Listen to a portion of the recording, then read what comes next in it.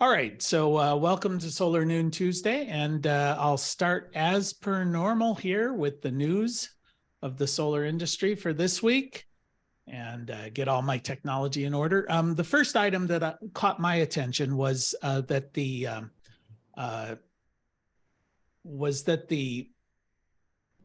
virtual power plant. There was a study. Sorry, I was just checking to make sure I was on the right microphone there, and. All right, was that they did a study with 400 megawatt systems, and this was done by the Brattle Group. It was done for Google, and they wanted to see what was the cost effectiveness of virtual power plants, and was there a resiliency issue as these things become integrated onto the grid. So for just as a refresher, a virtual power plant is essentially a decentralized group of generating capacity. It could be rooftop solar, it could be stationary batteries, or more likely what we're seeing is electric vehicles that are going to be amalgamated together and form a virtual power plant. So what they found is that actually the cost effectiveness is substantial. They compared between a natural gas power plant, a battery, a utility scale battery system, and a virtual power plant. And they found that it was between 40 and 60% cheaper, less expensive with the virtual power plant, with the same amount of reliability. Now, as part of this, they're projecting that we're going to need about 60 gigawatts of new generating capacity over the next decade on the grid. So using virtual power plants might save somewhere between $15 and $35 billion. And that does not count the other benefits that are associated with virtual power plants, such as reduced emissions, reduced transmission, the need for transmission because you're not sending the power over a long distance, and increased resiliency on the grid because you have a distributed system. Next item was really that the Republicans with a number of Democrats joining them in the House and now as well within the Senate, have voted to overrule or overturn the Biden administration's 2-year pause on tariffs coming from Southeast Asia. Again, just to refresh your memory, this had to do with the fact that Cambodia, Vietnam, Thailand, and Malaysia were seen as locations where Chinese panels were just simply being assembled, all done just to avoid the tariffs on imported Chinese panels. So that's in review and litigation at the moment, how that's going to be.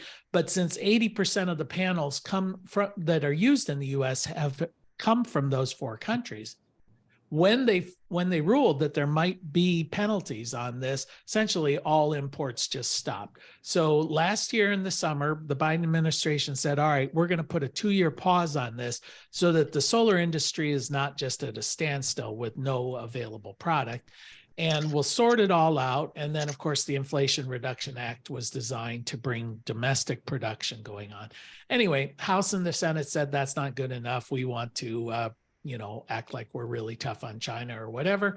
So they're voting to overturn this pause, and it's all symbolic. It's all kabuki theater because Biden's going to veto, and then it's got to go back for 2/3, and they're not going to get that. So that's just some of the theater that's going on in Washington. So a recent study by the Mercom Capital Group, and what they found is that there is a slowing globally, economic slowing, which has affected the energy sector as far as venture capitalists providing money to these sectors, with the exception of solar. Solar still remains strong as far as venture capital coming into the marketplace. For example, in the first quarter of this year, the capital for the storage industry, that's fallen off by about 8%. But during the same period, year over year, we've seen a growth of about 11% in money going into the solar investment industry. Some of the things that were cited for this continued strong growth is that the Inflation Reduction Act, of course, is pushing product here, pushing installations within the United States. The war in the Ukraine has had the effect of most European countries now are looking towards how do they become energy independent. And what they've done is they've looked at solar as the response to that. So that continues to be strong. And there has been appeal by a number of groups, the Center for Biological Diversity, the Protect Our Communities Foundation, and the Environmental Working Group. Those are three of the groups that are, they filed with the California Court of Appeals to try and overturn net metering 3.0. Now, net metering 3.0 went into effect April 15th. And among a number of other things, it reduces the amount of compensation when you net meter by about 80%. So what these groups are saying is that this is a thinly veiled attempt by the utility industry to try and gut the rooftop solar industry, and because they view it as a threat to their business model. And so therefore it needs to be overturned because, you know, we don't like it, I guess. But anyway, that's where it is. Now, the utilities, as well as the Public Utility Commission, have 30 days to respond to this, but that's going to be going through the courts there. And that's pretty much the news, although I will add that just this morning I saw an article that Jinko Solar's facility down in Jacksonville, Florida, was raided by federal officials. There were U.S. Customs people involved. So nobody seemed to know what's going on there, whether it has something to do with the whole trade tariff issue, which seems hard for me to imagine, maybe immigration issues, who knows, but we'll keep an eye on that. All right, anybody have anything they want to add to this or any questions about what was just raised as far as the solar news? For those of you guys online. And I will repeat, if you do raise a question, if you could just turn on your video, that'd be very helpful. All right, hearing none. And of course, feel free to interrupt. I'll jump into some of the announcements that are coming up. So these are basically webinars, events that are happening in the solar industry. And you can check with me if you need a link, but I think you'll find it's easier just to Google. But Renview, they had an interesting webinar recently on their new design and quote tool. That video is now posted. I did put the YouTube link there right below. And anyway, you can find that on YouTube, and that's available without any kind of time constraints.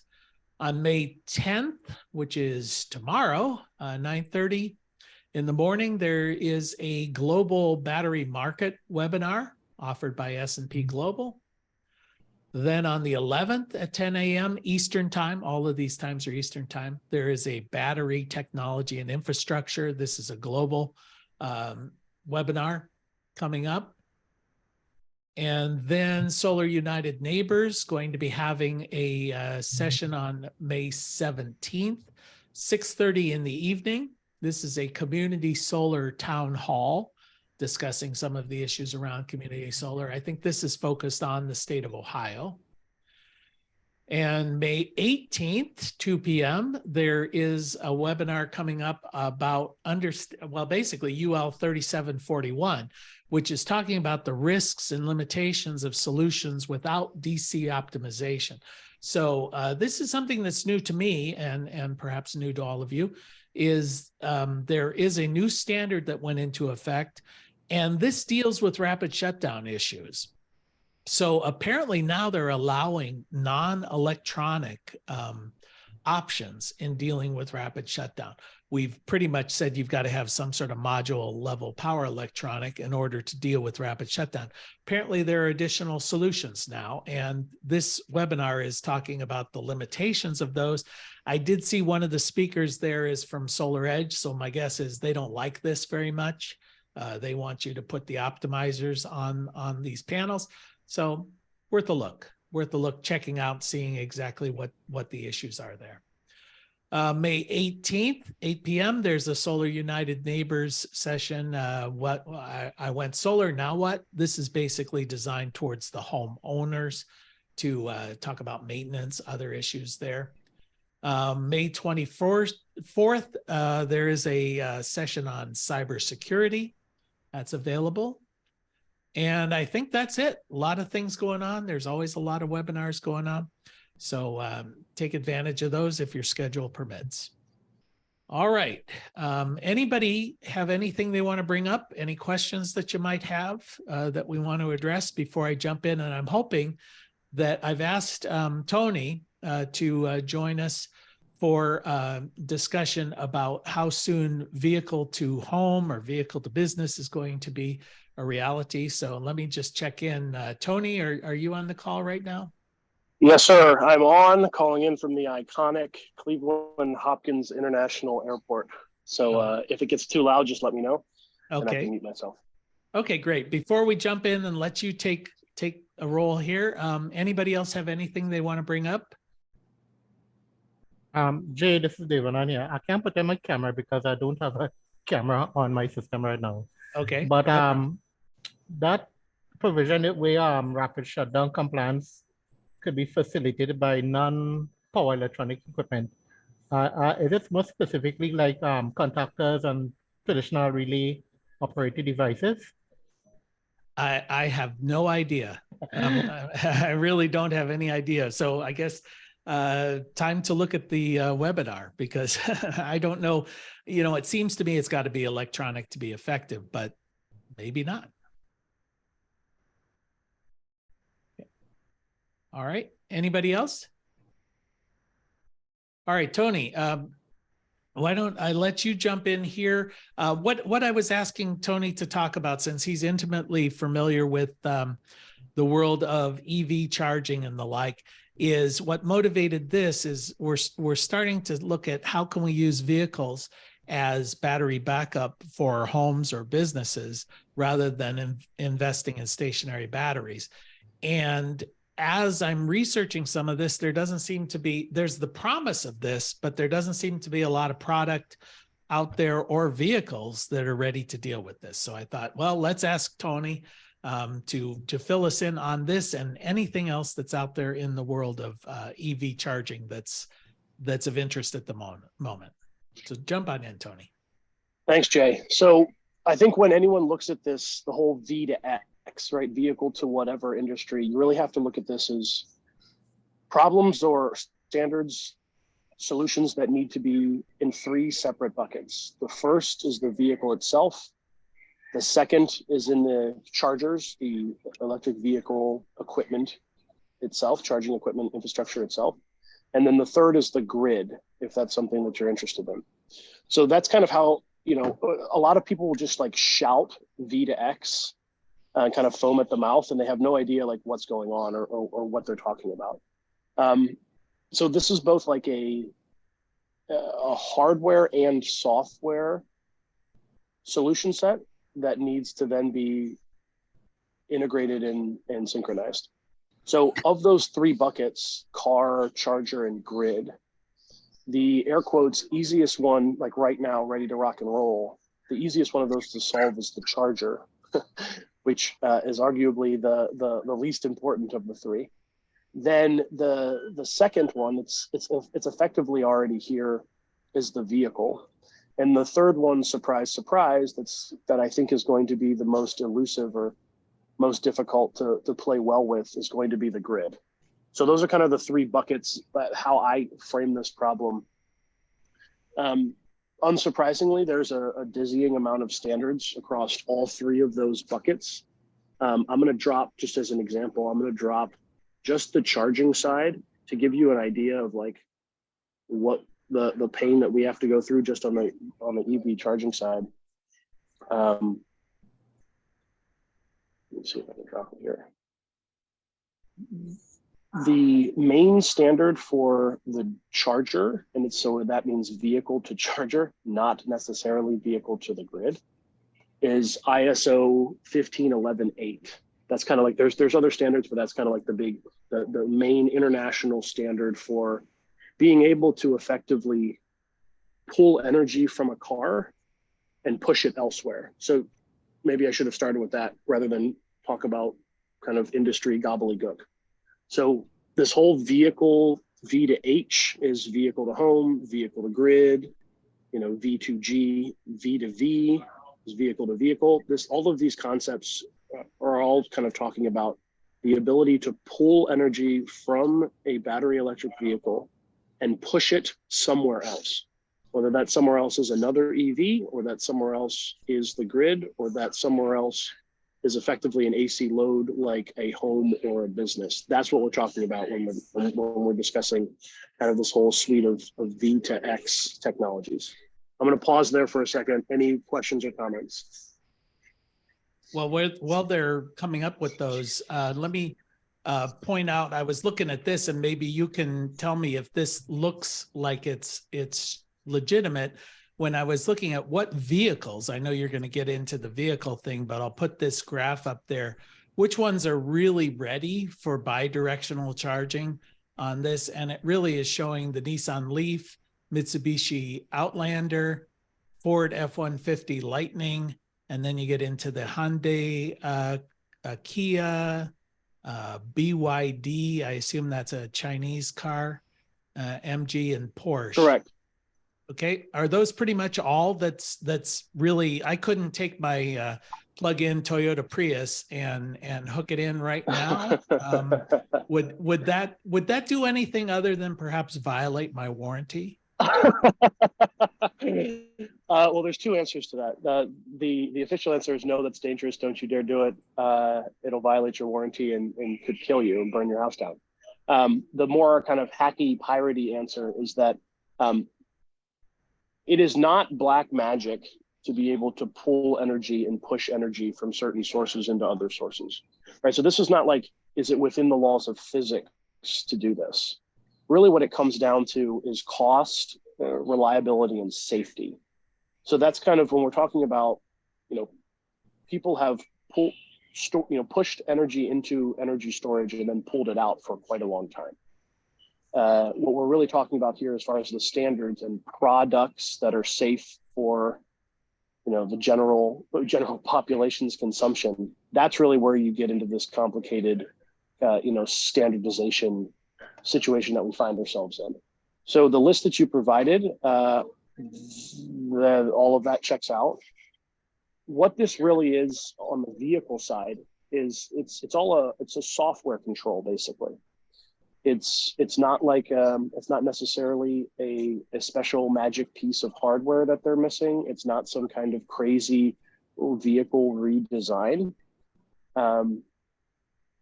It's effectively, particularly on the newer vehicles, it is a software standard that the vehicle says, hey, I'm going to allow my battery to be drained in this way. And so the reason why we're not seeing immediately a bunch of vehicles is because there's really just started maybe a year or two ago, honestly, this awakening from the legacy auto manufacturers to be able to even go electric in the first place. And obviously the most important thing about an electric vehicle is its battery. And so you had a lot of legacy auto companies getting into EVs for the first time, something that they don't have experience in, partnering with folks like SK and LG to provide their battery technology. But there was no body of knowledge, or there's nothing to pull from as far as how long are these batteries going to last? What's the degradation look like? How safe is this? There was all unknowns. So rather than add complexity to that, it's I'm not even sure if it's super safe or what super cost effective to do this to a battery in general, much less you're going to have random people at random times pulling tens of kilowatts from a battery. No, absolutely not. So there's effectively a software lock or control on the ability to pull that from the battery at any given time.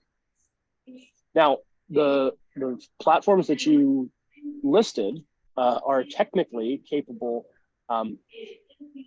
without kind of getting into the NDA segment, because we've working on collaborating with a few of these guys. Just because the vehicle is designed, will abide by a particular standard like 15.11.8 or 15.11s in the IEEE perspective for the grid stuff. That doesn't necessarily mean that there's anything that's ready to do that right now in any meaningful way. All of that is the auto manufacturer saying, hey, whenever this V to X thing gets figured out, we can support that. So that's kind of what's going on as far as the vehicles are concerned. Tony, leave it on here again. Hi, Glenn. Hey, buddy. All right, so let me ask you a question. I understand you mentioned it was more software control. In terms of the hardware, right? So if a vehicle has the normal CCS charging, or let's say Yes. DC fast charging, and I'm comparing that to level 2 charging, Yes. how would V2G or V2 grid work? Is it using the same charging units, supply equipment, or is it something going to be added onto this? Well, that's a great question. So right now, the answer is none of the existing charging infrastructure, very few, almost none of the existing charging infrastructure will support V2X. The chargers are dumb all over the world, all over the United States. Most of them are just glorified extension cords. So like level 1, level 2 chargers. And even the DC fast chargers, they were never designed to do this at all. They have a bunch of problems in and of themselves with reliability because the hardware mostly coming from places like China, maintenance issues as we've talked about, and payment gateway issues. This is what's plaguing all of the charging infrastructure if you don't have a Tesla, which is one of the problems that the team that I have is working on every day, is to solve a lot of these problems all at once. So we don't have to keep going back and saying, oh, we just have a piece of this puzzle. How do we make all of this come online at the same time and solve a bunch of problems all at once? So there's not this ridiculous kind of going back and forth and constant need to pull out or put in or retrofit existing infrastructure. One thing, Tony, that I saw when I was doing some of the research is that a lot of these companies are claiming that by fourth quarter this year, maybe into next year, they're going to come out with their bidirectional charger. Is that hype? Is that real? Are they hoping? I mean, how close are we to making these kind of things a reality? I'll believe it when I see it. I have, I think, an unbroken track record of my skepticism with particularly technological innovations coming from any of these large organizations. Typically, when someone talks about some grand breakthrough to more seamlessly integrate solar storage and EV charging, what that actually means is that someone made like a business decision to package an EV charger with a solar installation, right? Like we're not talking about actual products. We're not talking about actual technology breakthroughs. We're talking about like, hey, you scratch my back, I'll scratch yours type of thing, right? So I've been, I think, underwhelmed, to put it politely, by a lot of these announcements. Now, look, that's not to say that bidirectional chargers won't be coming out soon. To me, it still doesn't solve the grid problem, which if, as this group knows, and I think Jay, as he's done a phenomenal job of communicating for a while now, the grid is downright hostile in most parts of the country to things that they cannot control, their monopoly, and to renewables. And so if we look at what's currently going on with the active fight to kill solar, which, forget that it's solar for a second, just imagine that it's adding energy that they cannot dictate or control onto the grid at any given time. I am not optimistic to somehow believe that they're going to change their mind all of a sudden and now allow energy that they do not control onto the grid, and that's going to be like any type of smooth process, right? Yes, there's absolutely the argument to be made that it's actually in their best interest, but I would argue onboarding solar would be in the best interest of a lot of utility companies, and not kind of this ridiculous corruption that we're seeing all across the country of paying legislators to pass legislation that tries to kill solar. So if they do come out with these chargers, to me, it's like, okay, cool. Now you've got the vehicle, now you've got the charger. That's still missing that third bucket, which is the integration with the grid, right? How do you play nice with the grid? And again, just to be super clear, none of these are intractable problems. None of these are actually that horrendously difficult to solve. And I would argue that all three of them have been solved. They just have, those solutions have not been scaled yet. Do you think, Tony, that I know you were talking about trying to get all of these things solved all at one time, but do you think that we're probably going to go in maybe a multi-step process where the EV can be used as a battery backup behind the auto disconnect, basically with the business or the home operating in standalone mode, and then have to deal with the whole grid integration of the EV later? Does that make sense? Have I communicated that? Yeah, absolutely. I certainly think that makes the most sense. That doesn't necessarily mean that's the way the industry will go, but I certainly think that it makes the most sense to really use this is true with stationary batteries too, Jay, but particularly like batteries in electric vehicles. I think when most people are shocked to find out that if there's a power outage at 2 p.m. on a sunny day, you lose power in your house with all your solar panels on it if it's just grid time. A lot of normal people are expecting like, hey, this doesn't really make sense because solutions, kind of don't match that kind of common sense reality. I think absolutely for a variety of reasons, it makes a great deal more sense to use the EV as kind of a behind the meter solution to locally power your business operations or your home versus having to deal with some archaic utility company and them complaining about when and where and how those electrons get pushed onto their infrastructure. Mm-hmm. Tony, Okay, well, are any of, I'm sorry. Yeah, go ahead.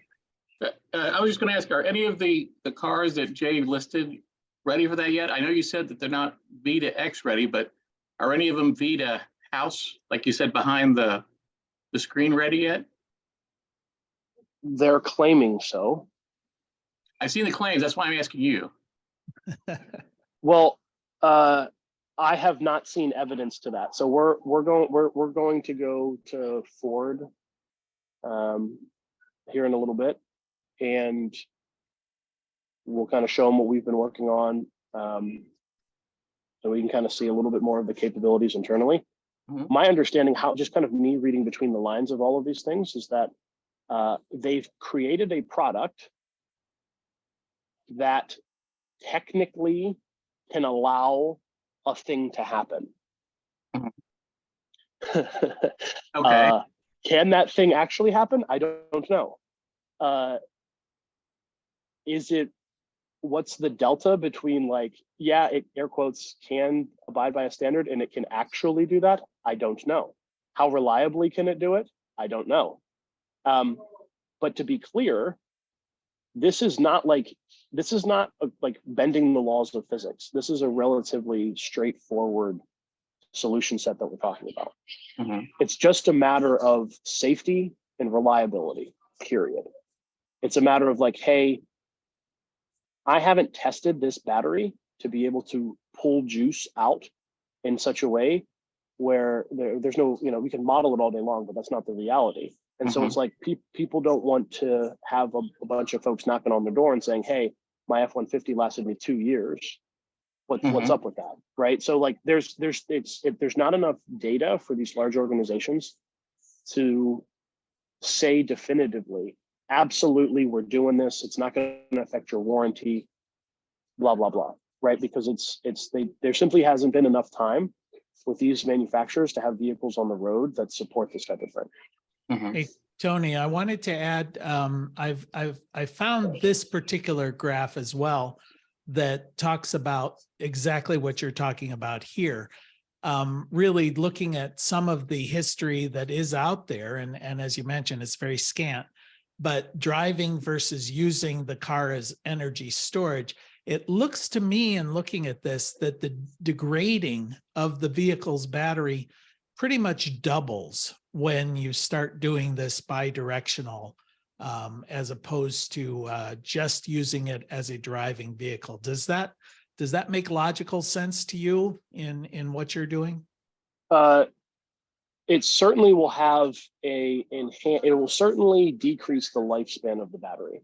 I think what no one, if someone's going to be honest with you, nobody really knows exactly what that means, because unfortunately battery chemistry and degradation does not happen, evenly in all cases, right? There's a lot of things going on from the time that the battery comes off the manufacturing line and the manufacturing process through installation, through usage, that it's not like, well, it's always going to be X amount of degradation in all batteries from here on out, guaranteed. It absolutely, and that makes logical sense, right? Like if you're using your battery more, you're going to degrade it more.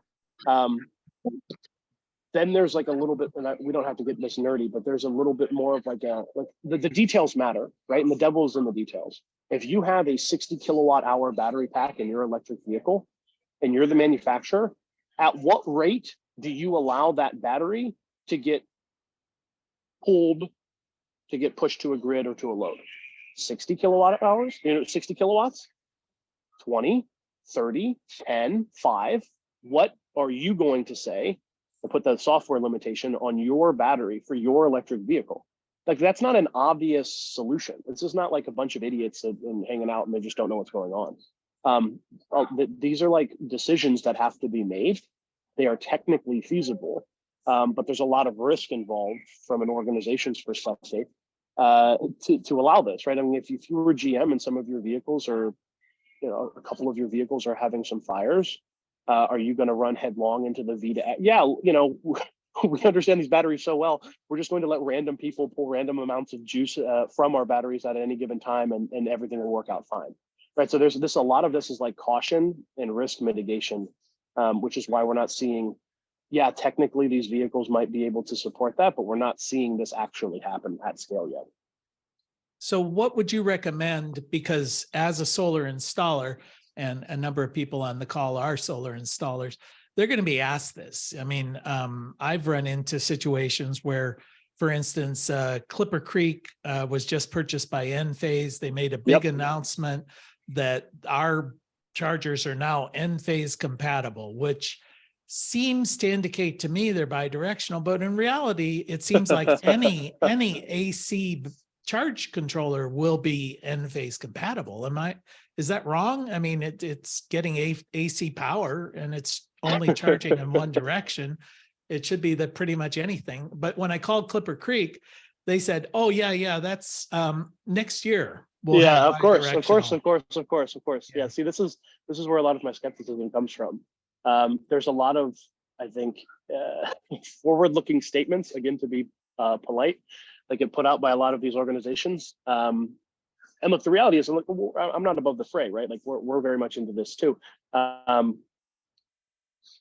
This is like difficult to pull off across multiple, different industries and different standards, and standards keep changing. The goalposts keep changing. And so this is not necessarily to make a product is not the easiest thing in the world. The science might not be too terribly difficult. Any of the software upgrades or might not be terribly difficult, but these are all changes that cost money and cost time. And the integration of all of these to have a product that a normal human being can use on a daily basis, there's quite a bit of distance from something that is theoretically possible to something that is a fully commercializable product.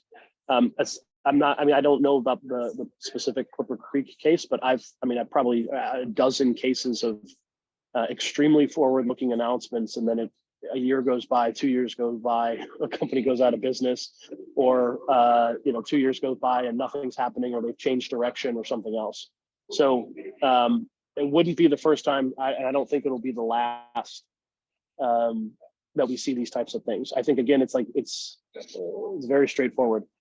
If there's a product on the market that can do a thing and that you can buy it, buy it.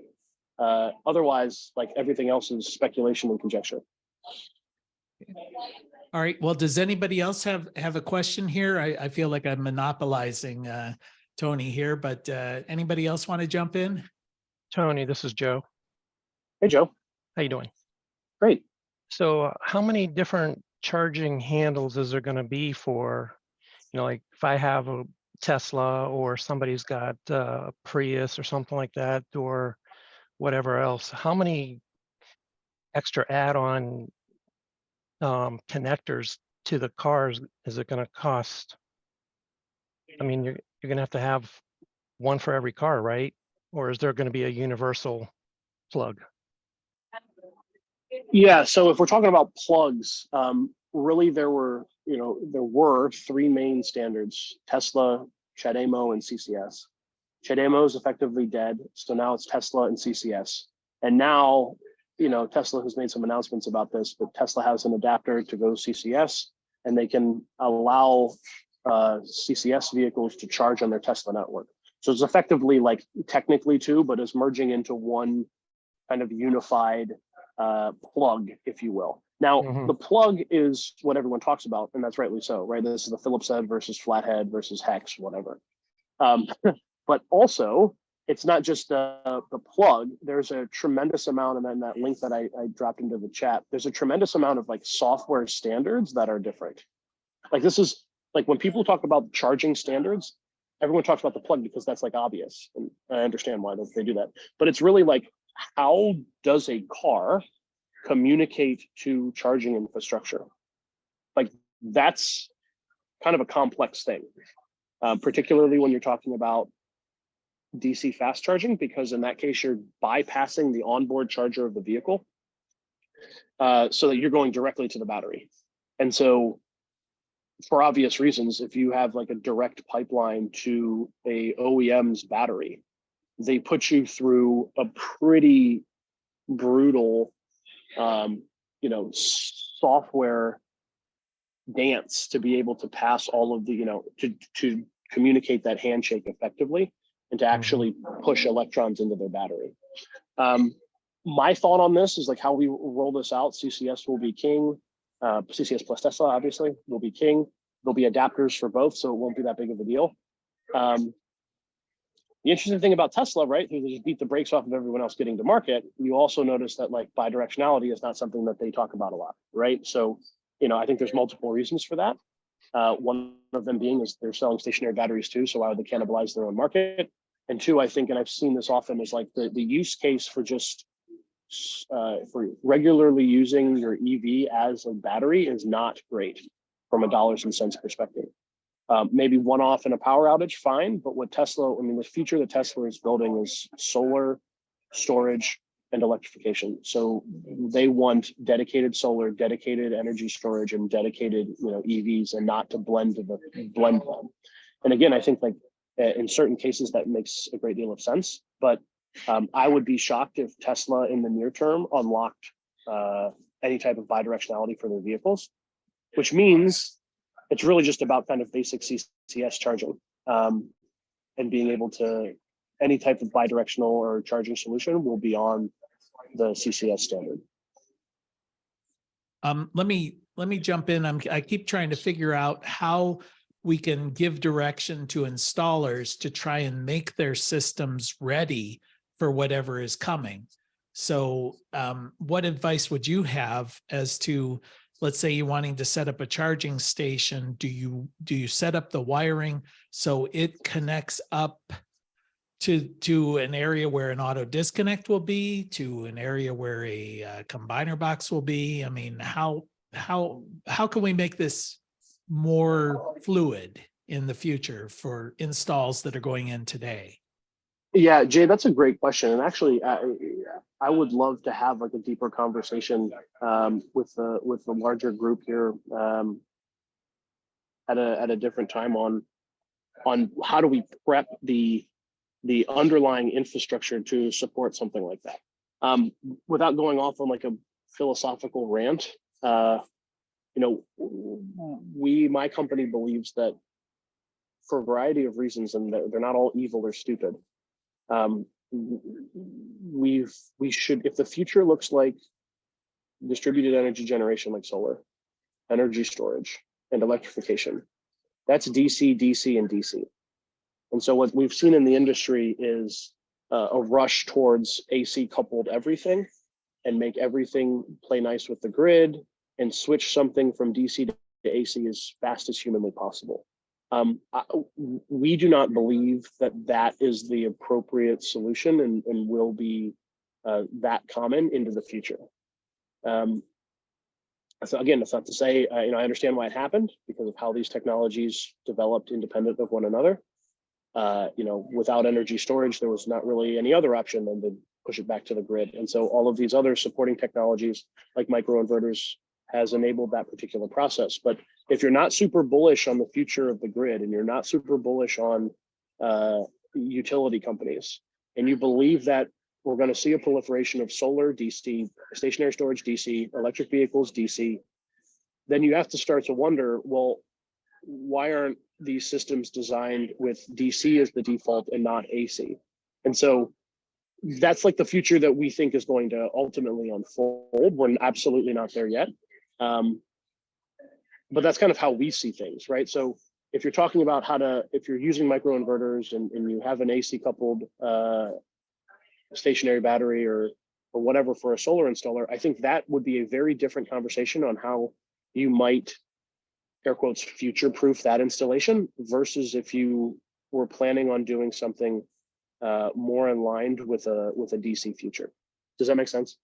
Yeah, I was just thinking as you were saying that we might see the commercial market versus the residential market moving in very different ways under that scenario, because the residential market has been moving towards a microinverter world for reasons, of size and ease of installation and complexity and all of that. The commercial market's a whole different world when it comes to planning, willing to invest, all of that. So I don't know, maybe are we going to start to see a schism because of electric vehicle and all of the different uses that an electric vehicle battery storage base might provide to a commercial or industrial operation versus a residential, which is kind of just, grid backup and maybe some time of use kind of thing or self-consumption. That's all fairly easy to get your head around, but the commercial industry seems to me like it might be very, very complex.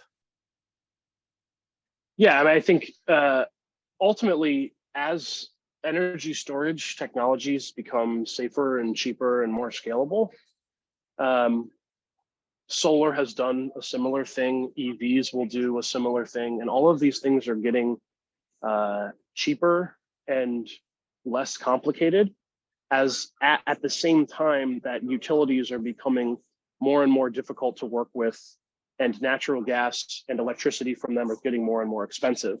So I think like there will be a breaking point, and we're probably there in some parts of the country, where it is easier to be completely off grid than to be on grid. Again, that's not true in most parts of the country right now, but we're starting to see this, and I think again, as prices continue to decline on one side of the ledger and continue to rise on the other, eventually it doesn't take some kind of prophet to predict that there will be a tipping point, and it'll just be easier to if you're going to be grid tied to the grid, that's like a nice to have, a backup, grid backup, not battery backup. And then if that comes to pass, then you have to ask yourself, well, all right, DC solar, DC stationary storage, DC electric vehicle, why is our hardware, why is the technology AC based? Yeah. Well, the answer to the question, as we talk about in class, is why do we do things the way we do it? Is because that's the way we do it.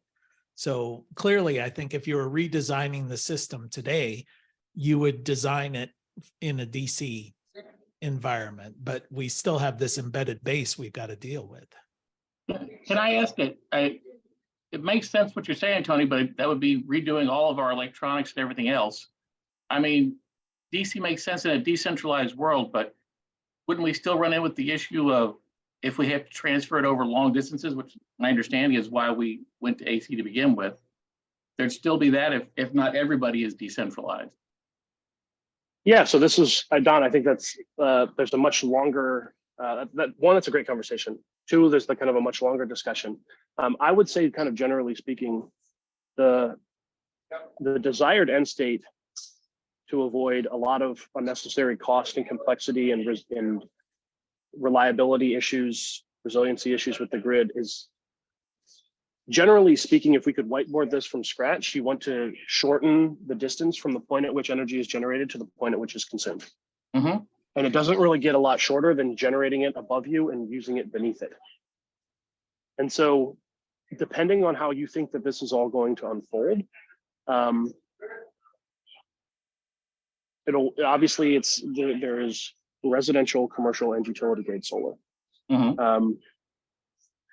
And I think this is not something that I'm suggesting is going to happen in 2 years. There's going to be this flip on its head of the way that we do things. But what I am seeing is, like, the math doesn't pencil out for the grid to be able to support any of this, whether we're talking about increased energy demands in general, whether we're talking about solar, whether we're talking about electrification. The deferred maintenance in the state of the grid, if you talk to a line worker, any line worker that I've talked to across the country, not some executive, but an actual person doing real work on the ground every day, there's been 25 years of deferred maintenance on millions of miles of transmission and distribution lines across the country. There's band-aids and patches, and a large reason for that is that no one can justify a huge rate hike that it would take to totally revamp the infrastructure as we know it. So I think, like, we're living in a situation where these distributed energy technologies are coming to market. They're continue to drop in price. At the same time, we have a fragile and failing, a brittle, certainly, monopoly controlling how energy gets generated and pushed around. And so if you put those two things together, there's a lot of different outcomes that can come out of that. I'm not saying that, like, in 2 years, utilities are going to die and everyone's going to have solar on their roof. But just kind of reading the tea leaves here, it's like, well, one group is pretty hostile towards all of these emerging technologies, which the public seems really excited to deploy.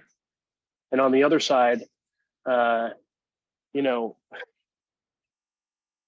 the technology has gotten to the point where people can kind of DIY it more than ever before.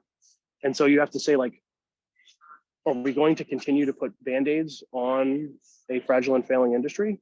The answer to that is absolutely yes in the short term. But the question then is, like, what happens next? I mean, people were talking about revamping the grid for the last 50 to 70 years, and we've seen what's happened, right? It's just the reality of the situation is no one's going to have a 5x energy bill to pay for the real, grid reimagining that academics like to talk about. I just don't think that that's very practical. I think the only way out of this is to have the ability to generate energy on site, store it on site, and then electrify your vehicle or vehicle fleet. So I think that makes sense. My farm is off grid, and in Kentucky it works. I see issues with doing it someplace like New York, where you couldn't get the local, in a big high rise, you're not going to have enough solar panels in the immediate area to cover it.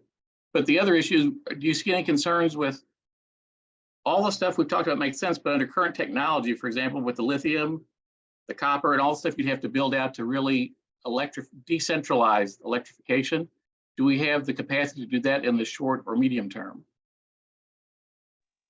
I would argue that we do. Again, not to make this a mining conversation, but I've been reading a lot of things recently on lithium and cobalt and a few others that it suggests, it's not magic, but it suggests that the more we look for something, the more we find it. Also, again, this is not something that when I'm saying these statements, I'm not suggesting that this is going to happen tomorrow or next year. And certainly in a place like New York City, the energy density is not everyone is going to probably be, solar in New York City. But I think it's in those cases where we can talk about distributing solar with some kind of, grid, commercial utility solar in that situation. But I think for the rest of the country, microgrid, nanogrid, smaller, more independent, more resilient systems or community solar will start to make more and more sense. Okay, well, Tony, I'm gonna have to cut us off here because we're coming to the end of our time, but I wanna thank you for all of your insights as normal. And I do rely on you to keep us abreast of what's happening in the world of EV. So thanks Jay. again. All right. Okay, so let's go ahead and wrap this up. Thanks everybody for participating, and we'll see you all next week. All right, take care. Bye-bye.